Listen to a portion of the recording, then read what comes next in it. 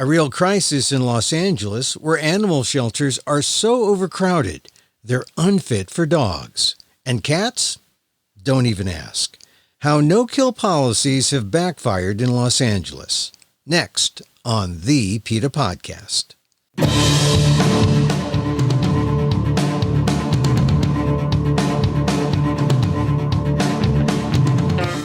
Welcome to the PETA Podcast.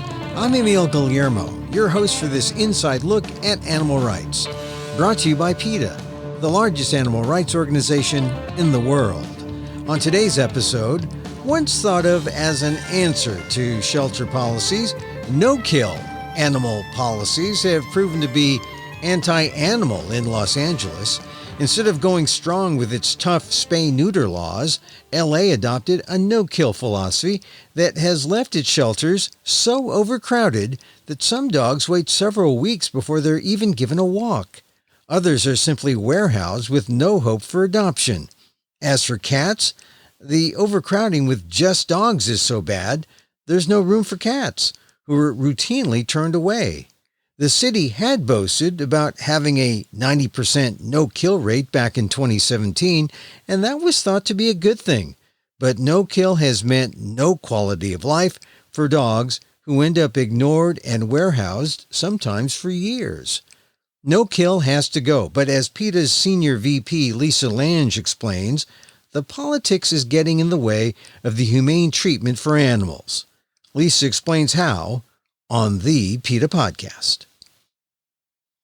Thank you, Lisa, for taking the time to talk about this. It struck me that I thought LA was supposed to be the model. LA was supposed to be this great place for sheltering. They got it down right, but I guess that's not true. No, it's really far from true. And it's very upsetting, but it was also forecast. You know, for years, we've been talking to the city about how we felt they were really going in the wrong direction with animal sheltering. And you see it in other cities too. It's not just LA, but the LA Times has now done several stories on the crisis that is the sheltering system in Los Angeles. And, you know, I lay this squarely at the feet of, the mayor, Mayor Garcetti, but also, you know, those who put in place no-kill policies years ago and decided that the priority needed to be able to declare Los Angeles a quote-unquote no-kill city prior to figuring out how to bring the population of homeless animals down. They were going for the sexy headlines. And from the very beginning, we were saying, you know, you can't become no-kill without becoming no-birth. So we're all for the same thing. We want to eliminate animal homelessness. We're not opposed to euthanasia. We want to eliminate the need for it. And as long as we have too many dogs and cats and not enough good homes for them to go into, we are never going to get ahead. As a matter of fact, striving for this 90% save rate has really set us back, because to get there, the sheltering system has kept animals out because they don't want them as part of their numbers. They're warehousing animals.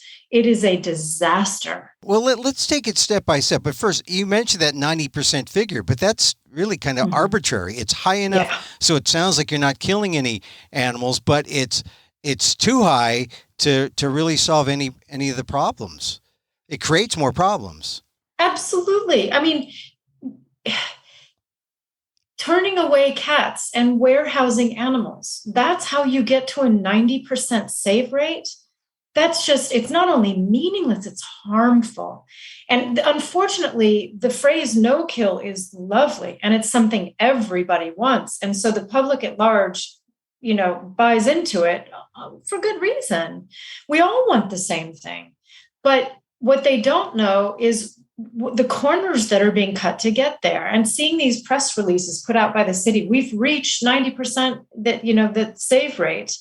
It's like, well, that means nothing. That means nothing. And the same thing is happening in Austin, Texas, where Austin was held up as the first major city to hit no-kill status. That was just where they said it was the big success story. Well, guess what's going on there? They have so many animals in their shelters right now that they've had to crate animals in cages, in meeting rooms. They've had to get these shipping containers to put excess dogs into. And of course, they've been turning away cats forever. The volunteers are up in arms, as they are in Los Angeles as well, because everybody's saying, what happened to the quality of life for these animals? Dogs, for example, at LA Animal Services, they rely on the volunteers to walk them. So some of these dogs, according to reports, are not getting walked for 3 and 4 weeks. Oh. Some of these dogs are being kept in cages for 1 and 2 years. Can you imagine how cage crazy these dogs are going? Well, so if this is supposed to be no kill, this is the no kill idea in action.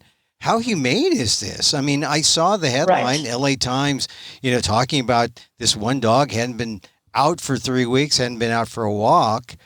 That can't be natural. I mean, no. Even prisons, let people, human prisons let people out for exercise, yeah. But these animal prisons really are, this is inhumane.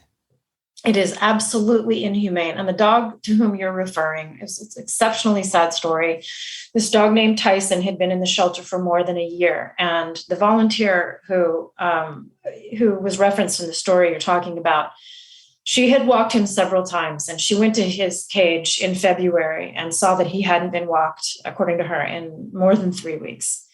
But she had also noticed that as more than a year went on, he was showing signs of extreme anxiety. He was a big pit bull dog, and they are so full of energy. And he was like so many of those dogs, he was spinning. If you see some of the footage, it's so heartbreaking. These dogs are being pulled back into their shelters, into their cages. They're shaking. Their quality of life is nil. So she goes and the story she tells is she and a volunteer, because the dog was anxious and he was marked as kind of a high problem dog. They go in, and she said she was wearing the key to the cage up on her upper arm. It slipped down to her wrist, and for some reason it triggered him.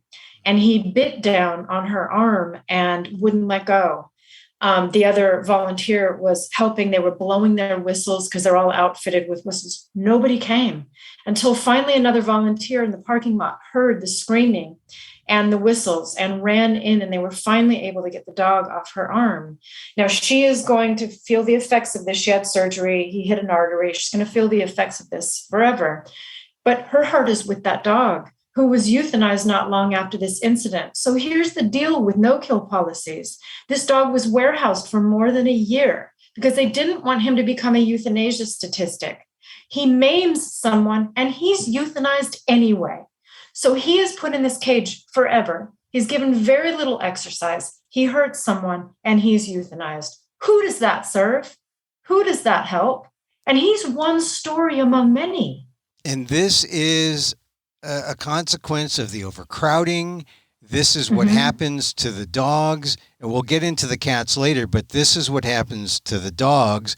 Are people getting the message that no kill is a myth? Are people getting the message that no kill was a nice sounding idea, but doesn't really serve anyone?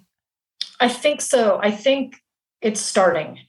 We didn't have to end up here. It's just really tragic because in 2008, Los Angeles passed a really wonderful spay-neuter ordinance that requires animals 4 months and older to be spayed or neutered, but they did nothing to enforce it. And so had they started working on enforcing it then, we, fast forward to 2021, 2022, fast forward to when the pandemic hit. And you would have been dealing with a manageable number of animals had you kept the births down, but no, so they're trying to blame it on, there was COVID. And so we had to shut down the shelters, and there's a lack of vets and all these other things, which all of course exacerbated the existing problem.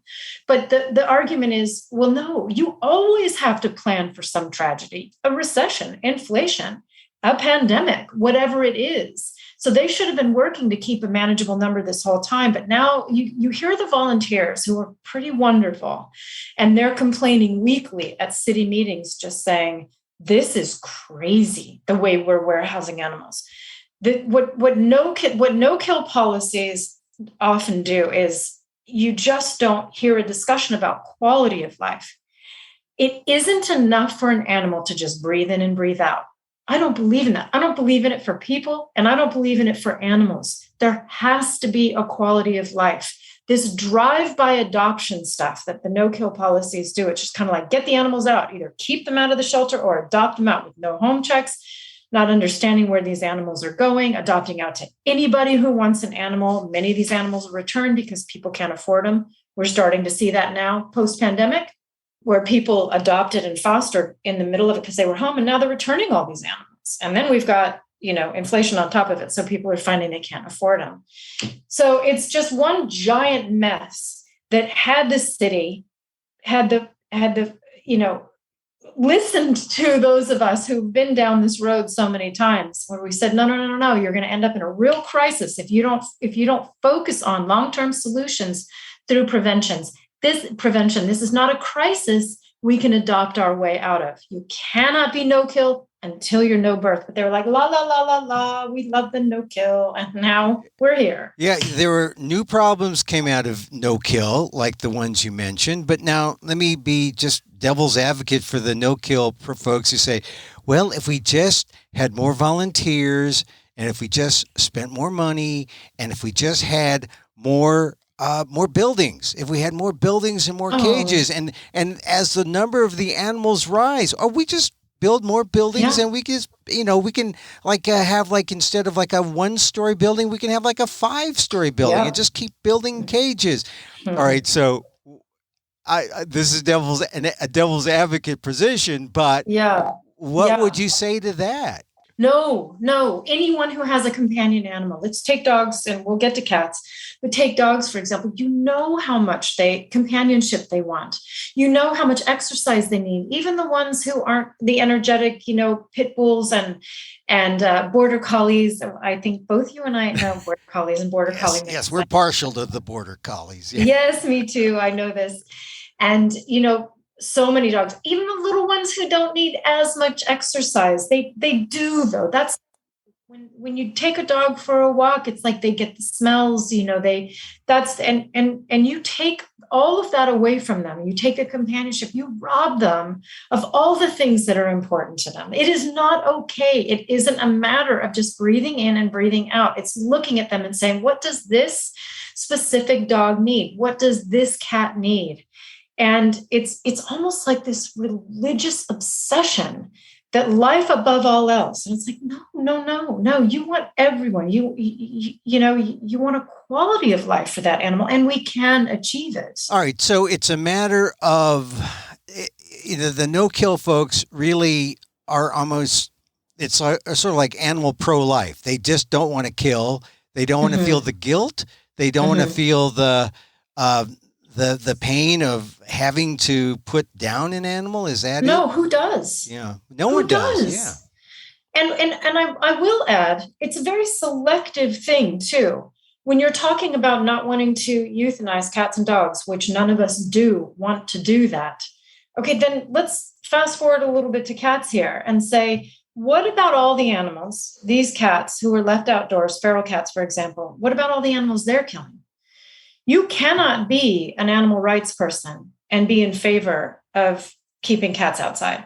But that's the big movement because of the no-kill policies. To be able to keep numbers of cats down, all the shelters are rejecting healthy cats. They will spay and neuter them if you're lucky, and release them back to where you find them. We are getting so many complaints from people who are finding feral cats and owned cats or abandoned cats in their yards, don't want them there. They have their own animals. You go to a shelter and say, hey, I'm bringing a cat in. They're saying, well, we're going to dump them back out. When did that become a thing? And what about all the birds? I mean, you look at the statistics from, a number of the conservation agencies. Outdoor cats kill 2.4 billion birds and small mammals in the U.S. alone. And we're starting to see other countries like Iceland start to take action to say, in Hawaii alone, monk seals are dying from toxoplasmosis. They're an endangered animal from toxoplasmosis because of feral cat colonies in Hawaii. We shouldn't be doing this. Yeah, I saw a study the other week. They said that cats were predators because of the birds and non-native. Right. There was a lot of pushback thinking that, that's going to mean that some of the cats are going to be killed.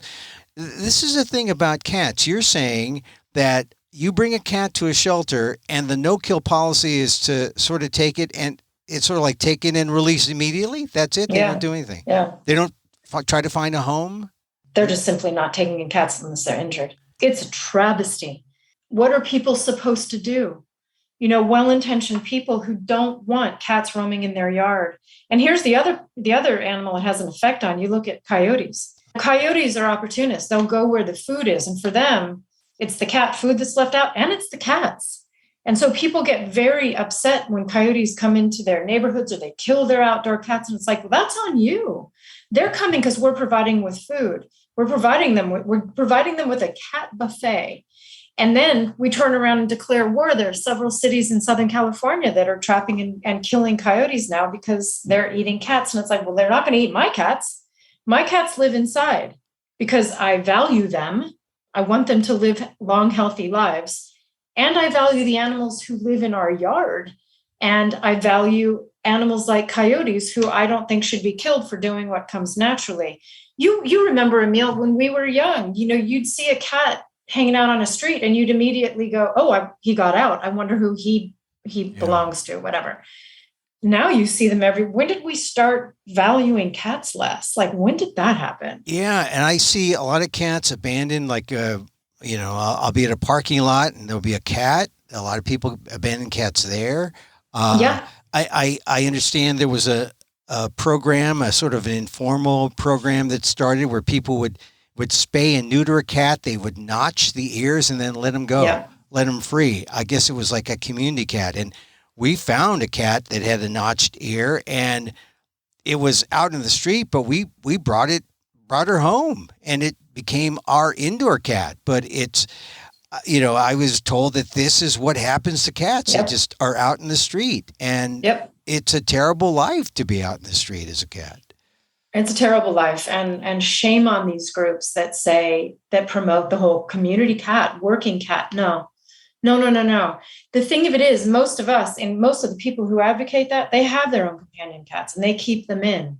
And if I wouldn't do it to my cats, and if I wouldn't open the door and go, good luck, guys. If I wouldn't do it to them, if I wouldn't do it to my dog, if I wouldn't do it to my kid, why would you do it to a cat you don't know? It's the same. They suffer the same when they get diseases from being on the street, when they get poisoned, either accidentally or intentionally, which happens. When they get hit by a car, 60% of the deaths that outdoor cats experience are from trauma. And most of it is from being hit by a car. Can you imagine? And that's just the reported ones. And those are just the dead ones. Right. A lot of cats are injured and end up having to be euthanized from being hit by a car. That is not an end I want my companion animals to meet. So why would I condemn other companion animals just because they're not mine? Yeah. That's crazy if you're an animal person. Yeah. And now, so as you're saying, you bring in a cat to a shelter, they don't take them. They'll take the dogs. They end up warehousing them. It creates this overcrowding situation in no-kill. If a no-kill policy is in place. So now in LA, it's gotten to the city council. They're looking at it, and it seems that they have a couple options. They can hire more people, more volunteers, or build more structures, all extra expenditures in limited municipal budgets, or they could do something else, like maybe change the no-kill policy. Is that where LA County or the city council is going? Yeah, I mean, they'll be forced to. They're loath to change the official stance on no-kill because they've invested so much in it. But it's a bitter pill to swallow, but it's something that I think people need to understand, is that some animals will be euthanized. And I'm sorry, but warehousing a dog for 2 years only to euthanize them anyway, which is what's happening, when they become unadoptable because they have had almost no socialization. And these poor volunteers, they're doing the best they can, but they can't do everything. We have a surplus in California. We have a budget surplus. Why are we acting like there's no money for enforcing the spay-neuter ordinance? They should be hiring canvassing people, and they keep saying they're going to be. Before the pandemic, We canvassed, PETA canvassed. We went door to door in areas we knew were being the hardest hit by this to tell them about low-cost spay-neuter, the vouchers for low-cost spay-neuter that LA Animal Services would provide. They didn't say anything. They didn't even have spay-neuter signs up in their shelters. That's how little emphasis they put on the prevention portion of this. And now look where we are. Yeah. And yet all this exists simultaneously. They have the law, they have a strong, good spay-neuter law, and they have this almost contradictory no-kill shelter policy. Yeah. You think you solve one problem and then you negate it with the no-kill. Yeah, you can't say that council didn't know. The volunteers have been talking about this for years. It's not an exaggeration. PETA has been at the commission meetings. We have been at the city council meetings. We have written. We have met with the heads of animal control. There have been several of them. There's an interim director now. There isn't a full-time person now. We have met with the mayor numerous times. And now, of course, the LA Times comes out with these stories and they're aghast. Yeah. Oh, had no idea. We're going to have an emergency meeting. What? You did know. And it's great because the volunteers are calling them on it. They're saying, are you kidding me right now? We have been telling you this for years. PETA has been telling you this for years. Please don't act like you didn't know. You simply didn't know. Well, why don't you go to the shelter and see for yourself? Well, now the light is really shining on this issue. The city council finally is getting it.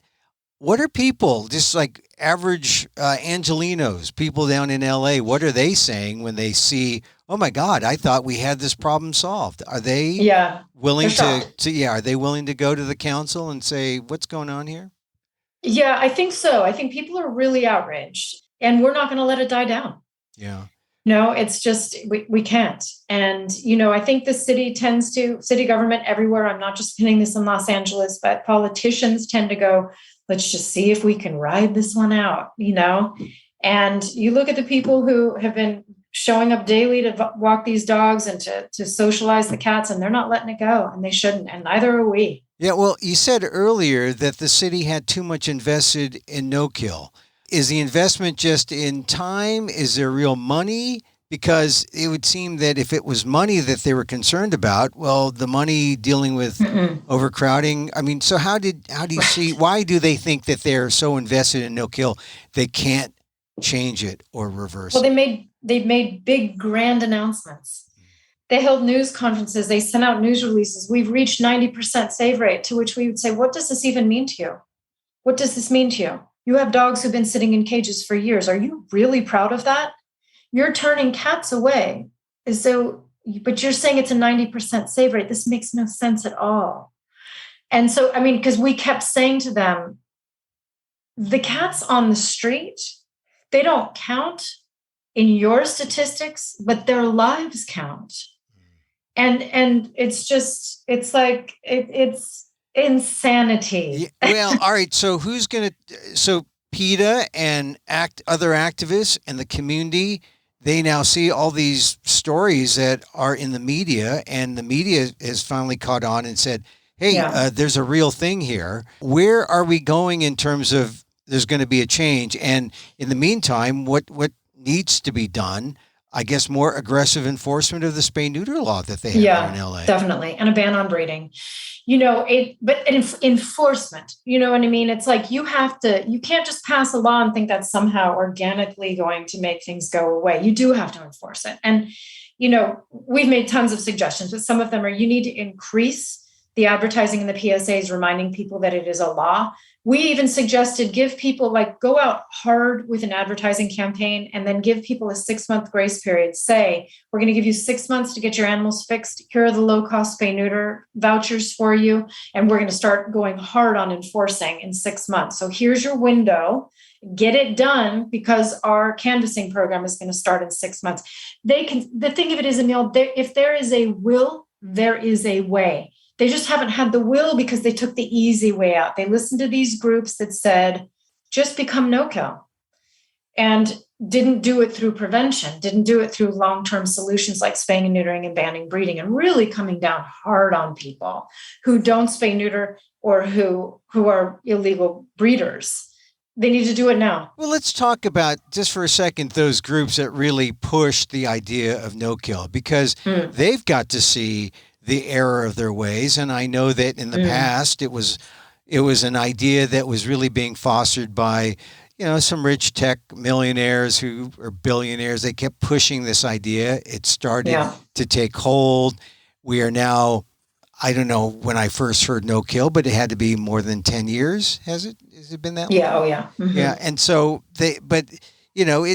it's now you can see if it works or doesn't work. And given the results in, as you said, Austin and in your neck of the woods in LA, what are they saying? Are they telling people, look, we made a mistake? Oh, no, they tend to double down. Where we are seeing a change is in a lot of the people who carried out the work daily. So like the volunteers and the TNR people, this is a broad generalization, but a lot of the people that we're talking to have become really disillusioned because they're the boots on the ground. When you talk to the groups, I remember I met with one of them. I met with a couple of the feral cat policymakers for a major organization in the US doing no-kill stuff. And they were like, Lisa, PETA's just so risk averse. And I said, yes, we are. Shouldn't you be? Really, I mean, it's like if you're a parent of a human child, shouldn't you be risk averse? Shouldn't you look ahead and say, if I do this, if I let my kid play in the street, they might get hit by a car. So I'm not going to let that happen. So that is PETA's policy. We have to look ahead. There are dependents, right? We made a mistake and we domesticated these animals. All right. We created cats and they're non-native species who are going out and killing other animals. We created them. So now we have to keep them safe and we have to keep other animals safe from them. Yes, we are risk averse. What we're starting to see in answer to your question is, like, for example, TNR. A lot of the TNR advocates. TNR. I'm sorry, trap, neuter, release. Oh, trap, neuter, release. Yeah. So we don't agree with TNR releasing cats back out, even if they're spayed or neutered, but we do agree with them that the city should release funds for their spaying and neutering, or else, they're just multiplying and multiplying. Really great TNR experts, their goal is to take a colony and pretty much spay and neuter it out of existence. That's what TNR is supposed to be. So the responsible people, they have their colony and they make sure that every animal is spayed and neutered and ear-notched. And they won't allow it as a dumping ground. So if people bring kittens, they'll take kittens to a shelter or to a rescue organization, right? Because rescue organizations will still take them. And the idea is that you breed them out of existence. So we're finding that we actually are in agreement with the TNR groups on a lot of things. And a lot of them are starting to turn away from these vast no-kill policies because they're seeing exactly what it means for cats. So many intact cats out there, and it's the TNR groups that are having to deal with that. Yeah, and so this is happening in LA where there's overcrowding, cats are on the streets, people are mad, no kill doesn't work. Are you seeing this replicated throughout the country in other no kill shelters? And do you think this is sort of like just the beginning, maybe a harbinger for a real need for a change nationwide in the idea of no kill, to go back to the way it used to be, a more humane approach? Yes, the answer to that is yes. I will say this, that when the no-kill movement started, and it was, a long time, it started before I've been with PETA for 30 years. And so there was talk of it back then, that was the beginning, the rumblings of it. In a lot of ways, it came for all the right reasons, because you saw animals in shelters who were just being euthanized like crazy, and lots of methods being used, like gassing, for example, or even shooting animals, or heart sticks, euthanizing them by putting poison in their hearts. That was being used without an understanding of the value of life of cats and dogs. And it was just crazy. And so the response to that was people said, no, these animals have value, and so I understand why this came about. But then somewhere along the way, they stopped looking at the quality of life for each of these animals. There's a sweet spot somewhere in the middle. We have to regard each individual with value and treat them with respect.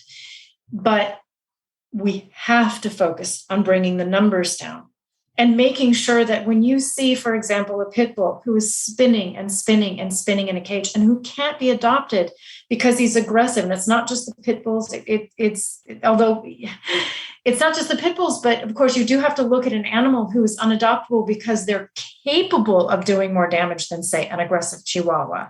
You have to take all that into consideration, and you will never convince me that that poor dog who has been warehoused for years, who's unadoptable because he has aggressive issues, isn't better off being euthanized than caged for years upon years upon years. Yeah, well, definitely being caged for years and years and years, that's inhumane.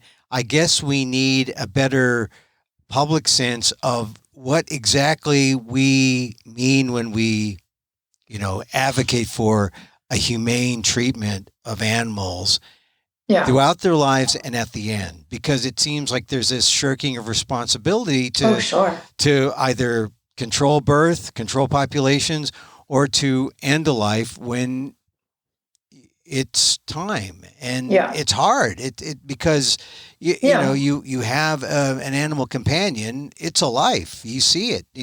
Absolutely. You put down animals. I put down animals, and it's, you see how precious that life is and how it goes. And that's the hard thing that people want to avoid, but there is really no avoiding it, is there? No, except just don't allow them to be born in the first place. It's very hard because it's like, well, what do we do with the animals we have now? And we do have to address that, but we have to think big picture, long term. And if you don't want to have that heartbreaking decision, and each and every one of them is heartbreaking, then you've got to prevent their births. We will get there, but we have to focus on prevention. And in the meantime, animals will have to be euthanized because there are too many of them and not enough good homes. That's a fact. I think about it for people. My own father was ill with cancer for several months.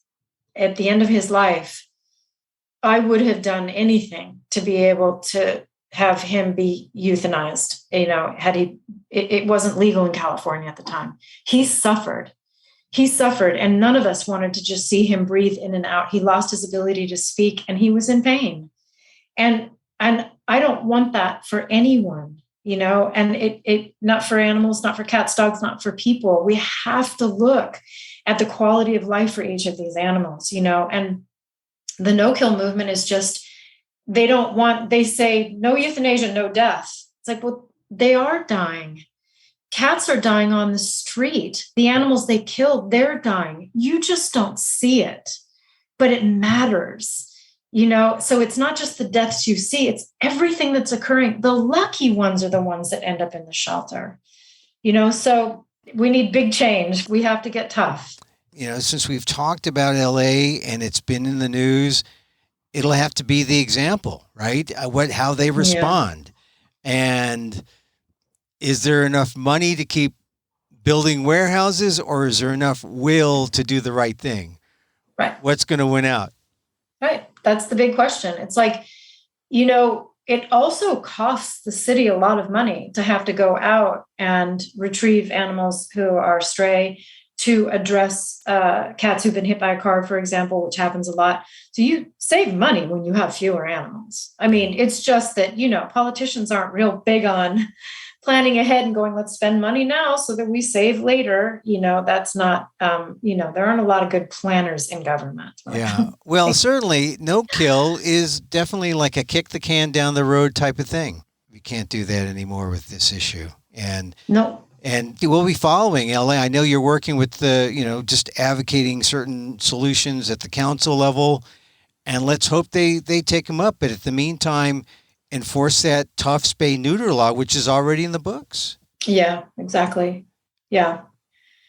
There are a lot of really smart people on council and capable of coming up with a solution. What they don't want to do is come up with a solution that means more euthanasia, but probably at the front end of this problem, which is where we are, it will mean more animals will be euthanized. But in the end, it means fewer will be, if you can prevent the number of births. But none of them really want to do that because they made their grand announcements. And it's like, well, you're gonna have to swallow that pill, and go for the real solution here, and are they up to the task? Don't know. Yeah. Well, Lisa, I'm glad that you came on the podcast to talk about this, and we'll be following it, and we'll bring you back on, and we'll cross our fingers and hope they do the right thing at the LA City Council and elsewhere, because this is an issue in other municipalities throughout the country.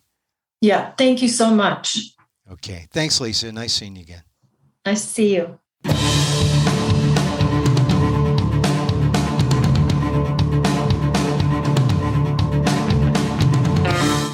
Lisa Lange, PETA Senior VP on the Travesty at the Los Angeles Animal Shelters, where no-kill policies have created inhumane conditions for the animals. For more, go to PETA.org.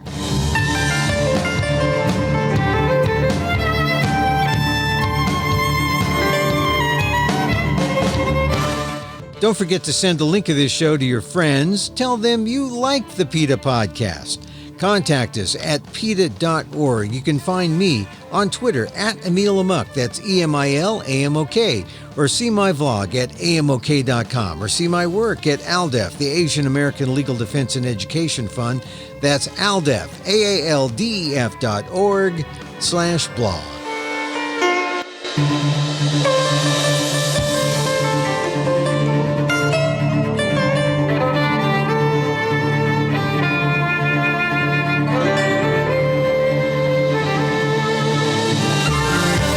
Once again, thank you for listening. Check out all our episodes on your favorite podcast app or on Apple Podcasts, where you can subscribe to as well as rate and review the show. It helps get the word out about the issues you care about. Our music is provided by Carbon Works.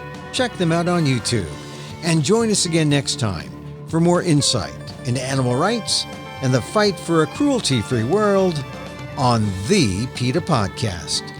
I'm Emil Guillermo.